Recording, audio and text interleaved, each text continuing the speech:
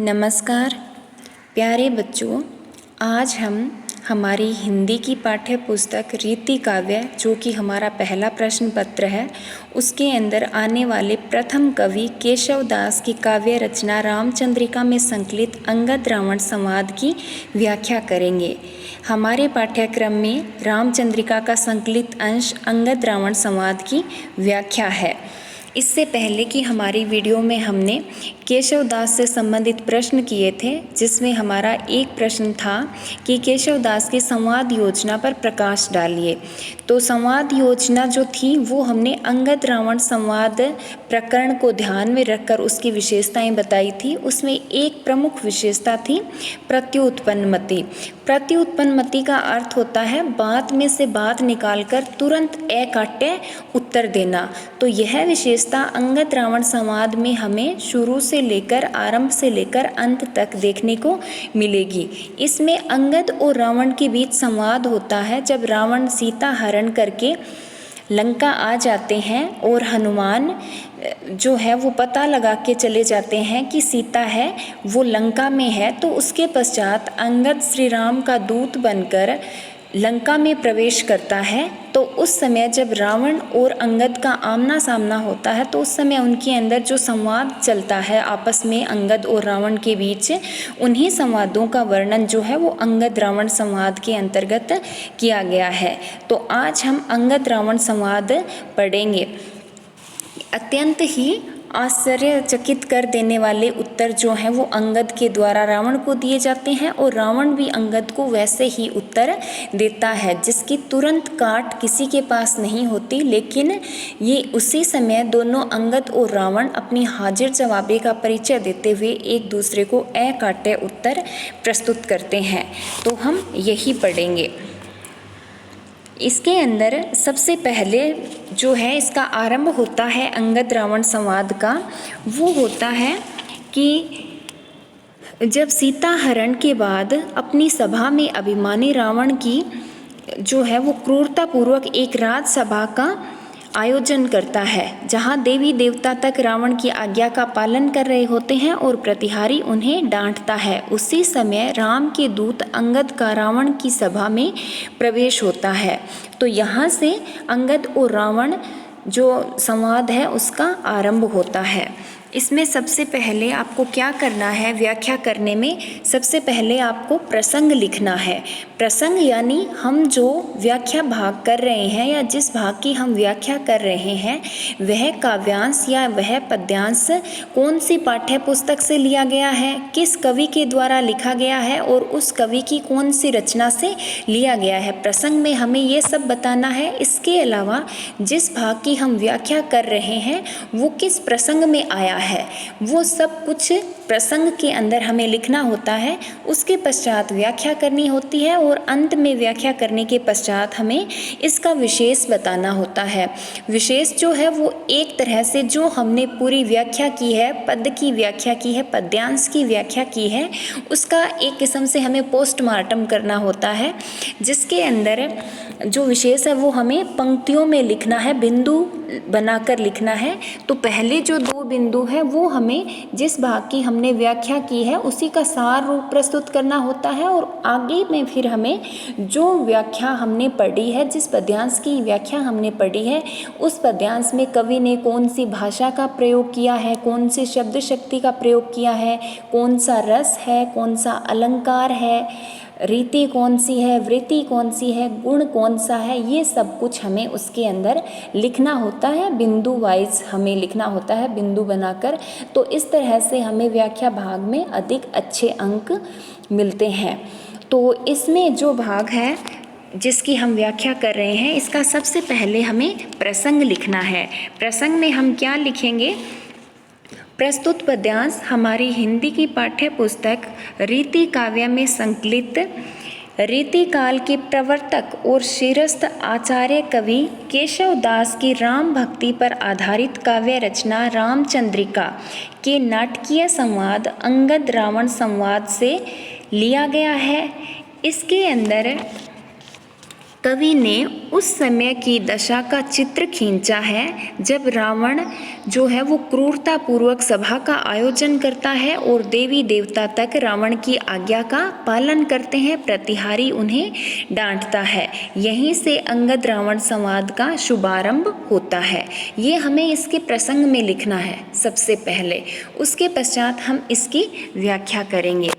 तो इसके अंदर जो कवि केशवदास हैं वो उस समय की जब रावण सीता हरण के पश्चात एक सुंदर सभा का आयोजन करते हैं, उस समय का कवि केशवदास वर्णन करते हैं।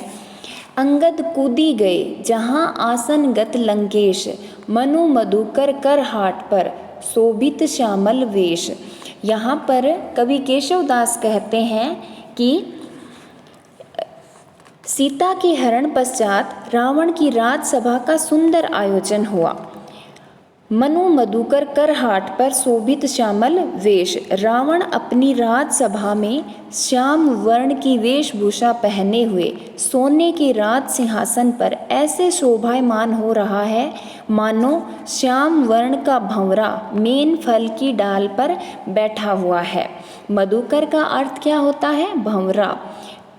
कर हाट का अर्थ क्या होता है? सिंहासन। तो इस तरह से यहाँ पर कवि जो है वो मनो यानी एक कल्पना कर रहा है कि ऐसे लगता है जैसे कि आसन के ऊपर, सिंहासन के ऊपर लंका का राजा रावण है वो ऐसे बैठा हुआ है जैसे कि भंवरा होता है वो मेन फल की डाल पर बैठा हुआ है। तो यहाँ पर उसके काले रंग, काले वर्ण की ओर कवि है वो संकेत कर रहा है, कवि केशवदास है वो रावण के काले रंग की ओर संकेत करते हुए कह रहे हैं कि पीले रंग, सोने के रंग के सिंहासन के ऊपर श्याम वर्ण का रावण ऐसे लग रहा था जैसे कि मेन फल की डाली पर भंवरा बैठा हो। तो भंवरे की तुलना किससे की है? यहाँ पर कवि केशवदास ने रावण से, और सिंहासन की तुलना किससे की है?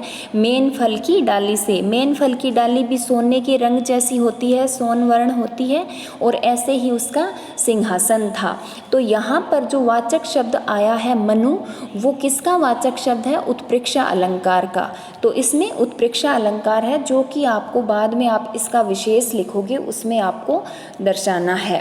अंगद कूदी गए जहाँ आसन गत लंकेश, मनु मधुकर कर हाट पर शोभित श्यामल वेश। यानी अंगद है वो कूद कर लंकेश की उस जगह पर जाकर बैठ गए जहाँ पर लंका का राजा रावण बैठा हुआ था, और वह अपने सिंहासन पर बैठा हुआ ऐसा लग रहा था मानो श्याम वर्ण का भंवरा मेन फल की डाल पर बैठा हुआ हो। अब अंगद वहाँ पर एकदम से अचानक से रावण की सभा में प्रवेश कर जाते हैं, लेकिन अंगद देखते हैं कि रावण की क्रूरता, दर्प, घमंड और कठोरता के अनुकूल ही उसकी सभा, सभासद और प्रतिहारी है। यानी जैसा रावण है वैसे ही उसकी सभा के अंदर बैठने वाले सारे सभासद और प्रतिहारी है। तो यहाँ पर जो प्रतिहार है वह सभी देवताओं को संबोधित करता हुआ कह रहा है कि जो जैसे रावण कठोर है वैसे ही उसका प्रतिहारी है वो भी अत्यंत कठोर है, और कठोर भाव मुद्रा में वह सभी देवताओं को संबोधित करते हुए उनको डांट रहा है। प्रतिहार पढ़ो विरंची, मौन वेद, जीव सोर छांडी रे। विरंची, विरंची का अर्थ है ब्रह्मा। विरंची का अर्थ क्या है? ब्रह्मा है। तो वह प्रतिहारी है, वह ब्रह्मा को आज्ञा देते हुए कह रहा है कि हे ब्रह्मा, पढ़ो विरंची मौन वेद। हे ब्रह्मा, आप मौन होकर वेदों का उच्चारण करो, वेद पढ़ो। जीव शोर छंडी रे, और जीव जंतुओं और आत्माओं के शोरगुल को छोड़ दो। यानी यहाँ पर प्रतिहार है वो ब्रह्मा जी को डांटते हुए कह रहा है कि हे ब्रह्मा, मौन होकर चुपचाप वेदों का उच्चारण करो, और इस संसार में जीव जंतुओं और आत्माओं का जो शोरगुल है उसको छोड़ दो, उसकी ओर तनिक भी ध्यान नहीं दो। उसके पश्चात प्रतिहार कुबेर को संबोधित करता हुआ कह रहा है, कुबेर बेर के कहीं न जक्स भीर मंडी रे। हे कुबेर, यह कोई सब्जी मंडी नहीं है। जक्ष भीर मंडी रे, जो कुबेर है उसको कह रहा है, हे कुबेर यह कोई सब्जी मंडी नहीं है। यक्ष यक्षणियों के बारे में समय गंवाने का स्थान नहीं है। रावण की सभा है, अतः चुप रहो और धन वर्षा के बारे में ही बोलो। यानी कुबेर हैं वो धन के देवता माने जाते हैं, संपत्ति के देवता माने जाते हैं। तो प्रतिहार है वो जिस विधि से ब्रह्मा से बात कर रहा है उसी तरीके से कुबेर से बात करता हुआ कह रहा है हे कुबेर, जक्ष भीर मंडी रे, यानी यह यक्ष यक्षणियों की कोई मंडी नहीं है जिसके अंदर तुम उनकी ओर ध्यान दो। चुपचाप बैठो और धन वर्षा के बारे में ही बात करो। दिनेश, दिनेश का अर्थ होता है सूर्य। दिनेश का पर्यायवाची शब्द होता है सूर्य। दिनेश, जाई दूरी बैठी नारदादि संग ही। हे सूर्य, तुम सभी देवताओं से कम ही बात करो और उठो दूर बैठो जहाँ नारद आदि ऋषि बैठे हैं। यानी भगवान सूर्य को प्रतिहार डांटते हुए कह रहा है कि यहाँ से जाओ और दूर जाकर नारद आदि जो ऋषि मुनि बैठे हैं उनके साथ बैठो। न बोली चंद मंद बुद्धि इंद्र की सभा नाही। उसके पश्चात प्रतिहार है वो चंद्रमा को कह रहा है कि हे चंद्रमा, तुम्हारे अंदर बुद्धि का अभाव है। मंद बुद्धि का अर्थ होता है बुद्धि का अभाव होना। न बोली चंद मंद बुद्धि इंद्र की सभा नहीं। हे चंद्रमा, तुम्हारे अंदर बुद्धि का अभाव है, इसीलिए शायद अधिक बोलते रहते हो। तुम कम बोलो क्योंकि यह इंद्र की सभा नहीं है, यह रावण की सभा है। अंगद यों सुनी बानी चित्त महारिस आनी। चित्त का अर्थ होता है हृदय, महारिस का अर्थ है अत्यधिक क्रोध। केशवदास कहते हैं कि अंगद रावण की सभा में खड़े देवताओं की इस दुर्दशा और अपमान को देख सुनकर अत्यंत क्रोधित हुए। उनके हृदय में क्रोध की अग्नि जलने लगी और क्रोध के आवेश में ठेली के लोग अन्य से जाई सभा में बैसे। और क्रोध के आवेश में राजसभा में बैठे सभासदों को बुरी तरह इधर उधर करते हुए रावण की सभा के बीच में रावण के सामने जाकर बैठ गए। ठेली के लोग अन्य से, ठेली का अर्थ होता है इधर उधर करना, इधर उधर भगाना। अन्य से सभासद, ठेली के लोग अन्य से सभासदों को इधर उधर धकेल कर, ठेली का शुद्ध शाब्दिक अर्थ होगा धकेलना, इधर उधर धकेल कर जाई सभा में बैसे, जो रावण की सभा थी उसके बीच में जाकर बैठ गए।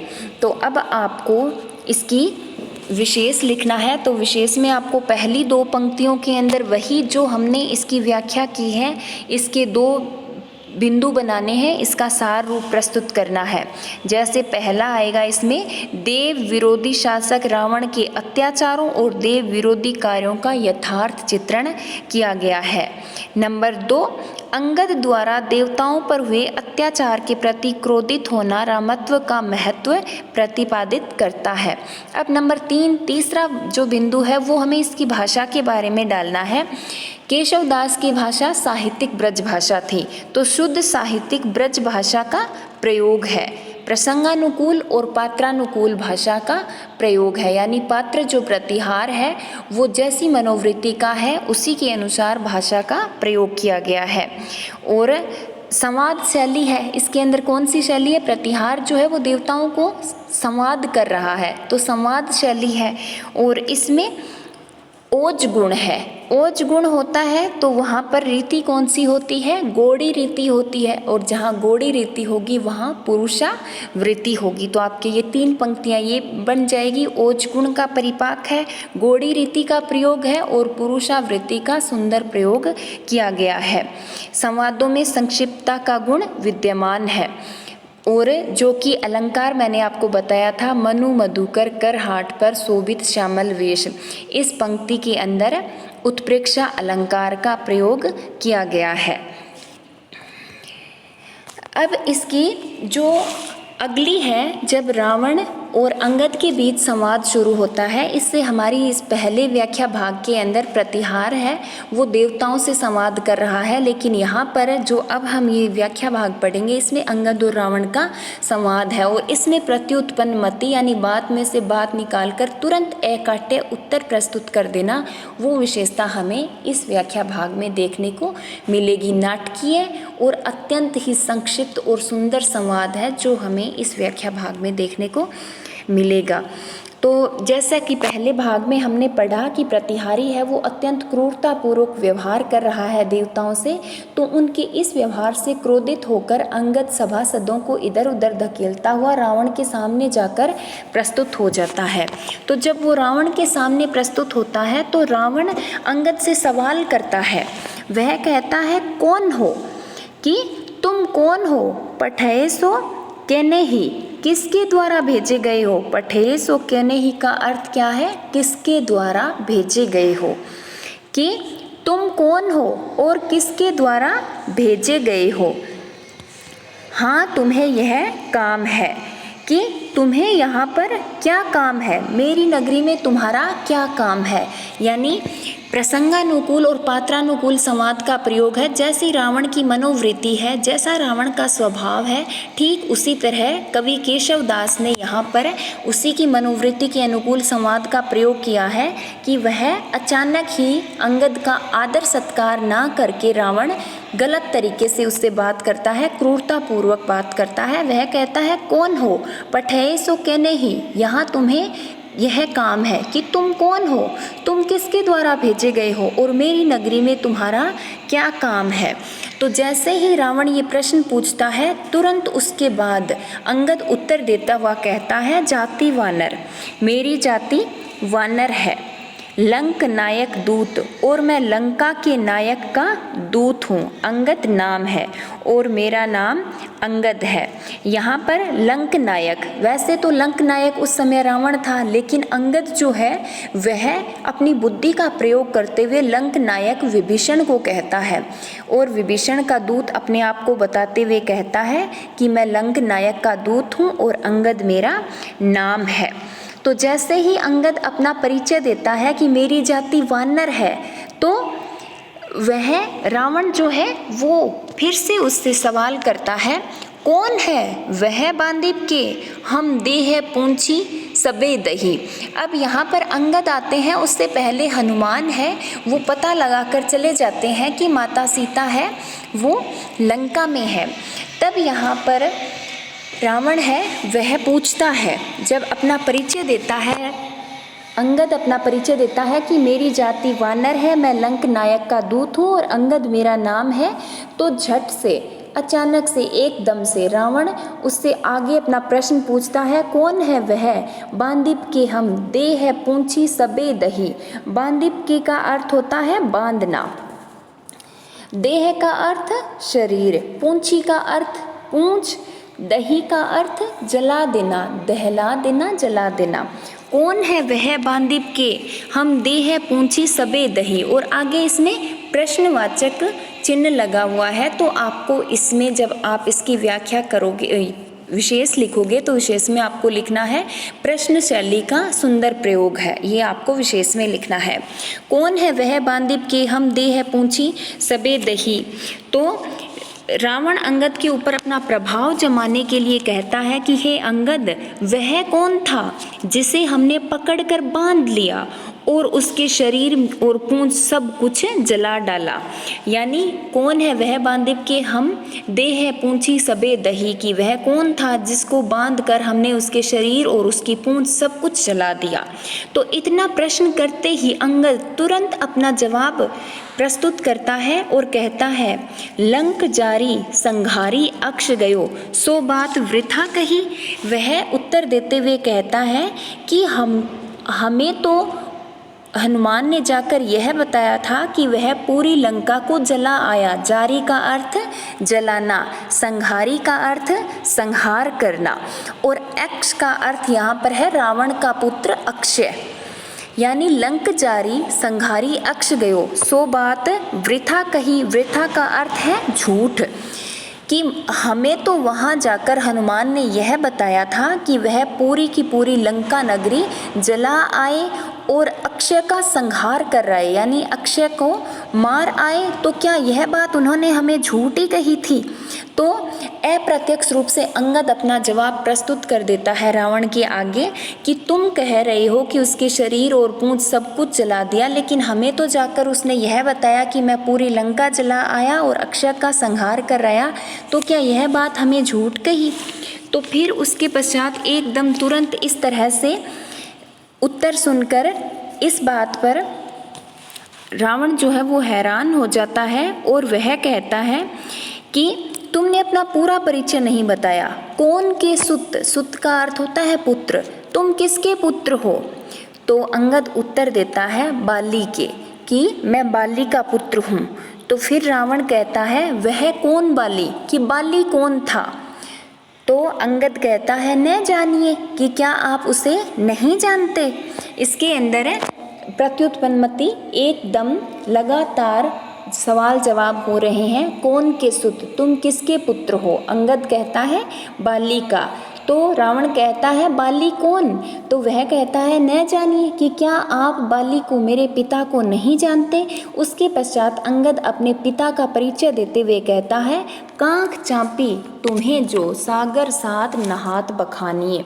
सागर का मतलब समुद्र, नहात का अर्थ नहाना और कांख का अर्थ हाथ के नीचे बगल जो होती है, कंधे के नीचे का स्थान, वह कि कांख चांपी, और चांपी का अर्थ उठाना। कांख चांपी तुम्हें जो सागर साथ नहात बखानिए, कि क्या तुम बाली के बारे में नहीं जानते? वह बाली जिसने तुम्हें अपनी कांख अपने बगल में दबाए रखा और 7 समुद्रों में लंबे समय तक नहाता रहा। नहात बखानिए, नहाना, यानी जो तुम्हें अपनी कांख के अंदर दबाकर, अपनी बगल में दबाकर 7 समुद्रों में स्नान करता फिरता था, वह बाली, उसका पुत्र हूँ। तो यह सुनकर रावण की बुद्धि लौट आती है और वह बाली की प्रशंसा करते हुए अंगद से पूछता है कहाँ वह वीर? वह वीर अब कहाँ है? वह बलशाली वीर अब कहाँ है? अंगद देवलोक बताइयो। तो अंगद निराश होकर बाली के देवलोक प्रस्थान की बात बताता है कि मेरे पिता बाली हैं, वो देवलोक प्रस्थान कर गए। इस पर आश्चर्य दर्शाता हुआ रावण कहता है क्यों गयो, कि इतना वीर बाली देवलोक कैसे और क्यों चला गया? रघुनाथ बाण विमान बैठी सिधाइयो। तो अंगद राम का मन में स्मरण करते हुए कहता है कि राम के बाणों के प्रहार ने उसे देवलोक सिधार दिया। रघुनाथ, रघुनाथ यहाँ पर श्री राम है, बाण का अर्थ उनका श्री राम का बाण और बाण रूपी विमान। तो यहाँ पर क्या है? बाण रूपी विमान। तो यहाँ रूपक अलंकार है इसमें। रघुनाथ बाण विमान बैठी सिधाइयो, कि श्री राम ने अपने बाण रूपी विमान के ऊपर बैठाकर उनको स्वर्ग में पहुंचा दिया। तो इस तरह से रावण और अंगद का संवाद चलता है और इस संवाद के अंदर प्रत्युत्पन्नमति की विशेषता हमें देखने को मिलती है। वीर रस है, ओज गुण है, गोड़ी रीति है, दरबारी संस्कृति का इसमें वर्णन किया गया है और लंकाधिपति रावण और अंगद के संवाद की आपस में बोलने की नाटकीयता, त्वरित गति, व्यंग्य और प्रत्युत्पन्नमति संवादों में देखने को मिलती है। केशव दास की राम के प्रति भक्ति भावना अभिव्यक्त हुई है। ये सब कुछ हमें इसके विशेष में लिखना है। भाषा साहित्यिक ब्रज है, रूपक अलंकार का प्रयोग है, ओज गुण है, संवादों में व्यंग्य है, नाटकीयपन है। ये सब कुछ आपको इसके विशेष में लिखना है। धन्यवाद।